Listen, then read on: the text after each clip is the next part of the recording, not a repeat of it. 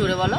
Train চলছিল, আবার একটা ট্রেন গেল বাইরে, এখানে দাঁড়িয়ে রয়েছি, সব ঘাসগুলো পড়ে রয়েছে, পাতাগুলো পড়ে রয়েছে, আমরা ট্রেনে উঠে গেছি।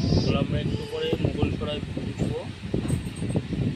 আমরা একটু পরে মোগলসরাই ঢুকবো, তারপরেই বেনারস বেনারস যাবো, গিয়ে স্নান করবো, বাড়ি যাবো, না হোটেলে যাবো, খেয়ে দিয়ে ঘুমাবো, খেয়ে দিয়ে ঘুমিয়ে ঘুরতে যাবো। ঘুরতে যাবো। খেয়ে নৌকা করে ঘুরতে যাবো।